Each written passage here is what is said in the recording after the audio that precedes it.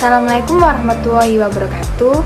Halo Sobat K3, perkenalkan nama saya Diba Salwa Nadia dari Prodi Keselamatan dan Kesehatan Kerja dengan NIM akhir 015. Pada kesempatan kali ini saya akan menjelaskan mengenai hazard, risiko, beserta pengendaliannya. Setiap pekerjaan dan aktivitas memiliki hazard dan risikonya masing-masing. Namun, nyatanya risiko yang terjadi tidak hanya pada pekerjaan yang berat-berat saja, tetapi segala aktivitas di sekitar kita ternyata juga memiliki risiko. Maka dari itu, kita perlu pengendalian agar semakin kecil risiko yang terjadi.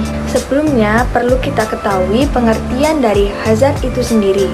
Menurut ISO, hazard adalah sumber yang dapat menyebabkan cedera atau penyakit akibat kerja. Sedangkan menurut OSAS, bahaya adalah sumber, kondisi, atau tindakan yang berpotensi menimbulkan cedera atau kecelakaan pada manusia, kerusakan, atau gangguan lainnya. Hazard pada lingkungan kerja dapat dibedakan menjadi dua, yaitu safety hazard dan health hazard. Yang termasuk dari safety hazard ada hazard mekanik, kinetik, dan juga elektrik. Sedangkan yang termasuk dari health hazard ada hazard fisik, biologi, ergonomi, dan juga psikologi.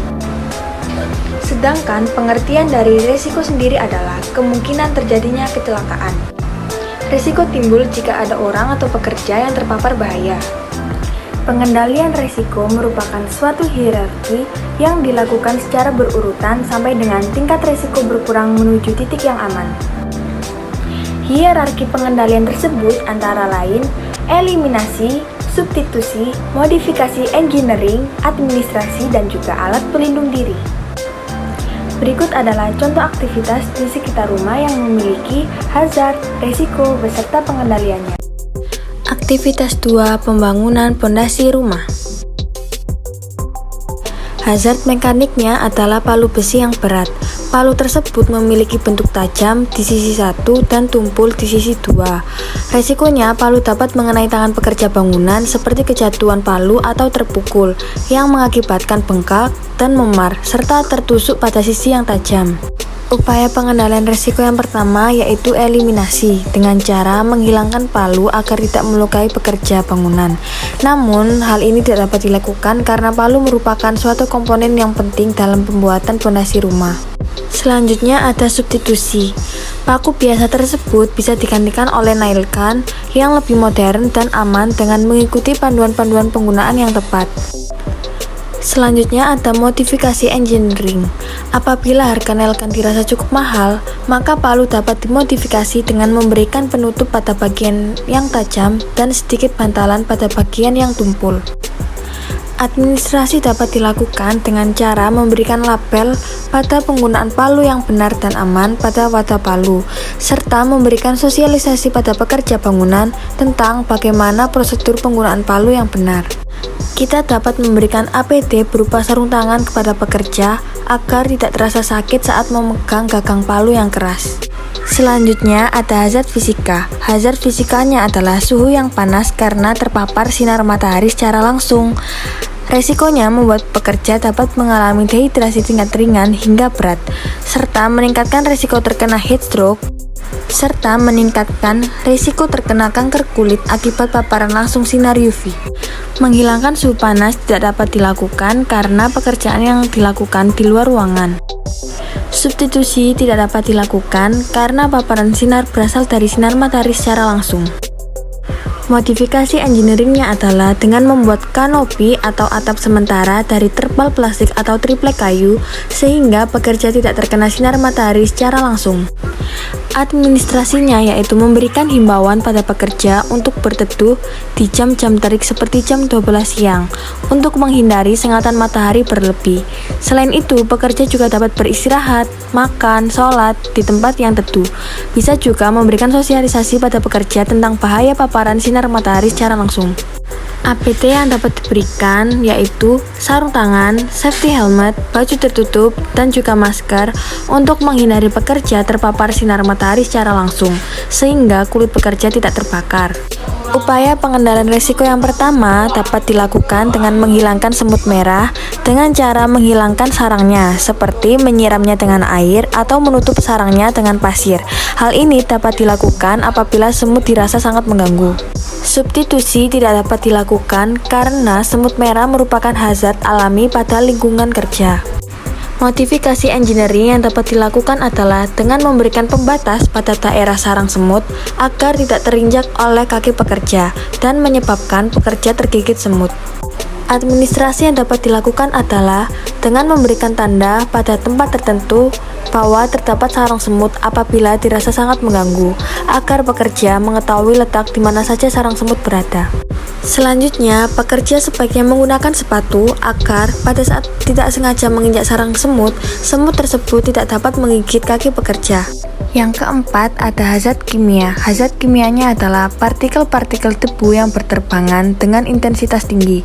Resikonya, bila debu masuk ke mata, mata bisa mengalami iritasi, kemerahan, gatal, pedih, berair, mengganjal, dan bila debu cukup besar, misalnya pasir, bisa melukai kornea mata dan menimbulkan keratitis serta ulkus kornea dengan tanda penurunan penglihatan mendadak atau mata kabur mendadak, silau, dan nyeri. Debu juga dapat membawa bakteri, virus, atau jamur yang menyebabkan infeksi pernapasan. Upaya pengendalian risiko yang pertama dengan eliminasi, menghilangkan partikel debu dengan cara rajin menyiram air pada tanah kapur atau pasir yang menyebabkan debu berterbangan. Substitusi yang dapat dilakukan adalah dengan mengganti batu kapur atau pasir tersebut dengan batu yang lebih berkualitas lebih baik lagi agar debunya tidak berterbangan. Selanjutnya, secepat mungkin menutup pondasi batuan dengan semen atau menutupnya dengan terpal plastik. Administrasi yang dapat dilakukan adalah dengan melakukan sosialisasi pada pekerja mengenai bahaya menghirup debu dengan intensitas tinggi yang dapat menyebabkan gangguan kesehatan. Selain itu, memberi anjuran pada pekerja untuk rutin meneteskan obat mata agar tidak iritasi. Dan yang terakhir, pekerja dapat menggunakan masker dan kacamata agar debu tidak masuk mata dan tidak terhirup hidung dan mulut.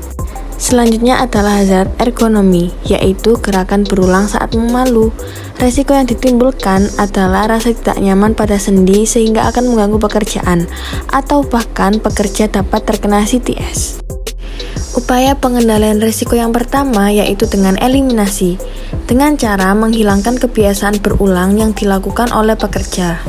Yang kedua dengan substitusi, yaitu mengganti alat-alat yang menimbulkan gerakan berulang dengan alat yang lebih modern. Modifikasi engineering yang dapat dilakukan adalah memberikan bantalan yang empuk pada pegangan palu agar pekerja lebih nyaman saat memegangnya. Administrasi yang dapat dilakukan adalah dengan memberikan durasi kerja yang sesuai dengan intensitas kerja, agar pekerja tidak terlalu lama melakukan aktivitas yang berat dan juga berulang. Selain itu, memberikan sosialisasi kepada pekerja mengenai bahaya melakukan gerakan yang berulang. Dan yang terakhir adalah APT, dengan memberikan pekerja sarung tangan yang empuk. Hazard berikutnya yaitu hazard psikologi, yaitu heat stress akibat suhu tinggi. Resikonya dapat menyebabkan peningkatan emosi pada pekerja sehingga dapat membahayakan saat bekerja. Jika terkena heat stress secara berlebih, pekerja juga dapat mengalami pingsan. Upaya pengendalian risiko yang pertama yaitu eliminasi, dengan cara menghilangkan penyebab-penyebab yang dapat mengakibatkan heat stress seperti penyebab suhu tinggi. Yang kedua ada substitusi, yaitu dengan cara mengganti alat-alat yang dapat meningkatkan risiko heat stress dengan alat-alat yang lebih aman. Yang ketiga, kita dapat melakukan modifikasi engineering dengan merubah lingkungan lebih dingin dan rapi agar tidak memicu terjadinya heat stress. Selanjutnya, administrasi yang dapat dilakukan adalah dengan memberikan himbauan kepada pekerja untuk berteduh pada jam-jam tertentu seperti jam 12 siang untuk menghindari sengatan matahari berlebih. Jam ini juga dapat digunakan untuk istirahat, sholat, dan makan di tempat yang teduh, serta memberikan sosialisasi kepada pekerja mengenai bahaya heat stress dan penyebabnya. Dan yang terakhir ada APT. APD yang dapat diberikan adalah sepatu atau safety boots, sarung tangan, safety helmet, dan juga pekerja harus memakai baju tertutup agar saat mengalami heat stress tidak akan bahaya bagi dirinya sendiri.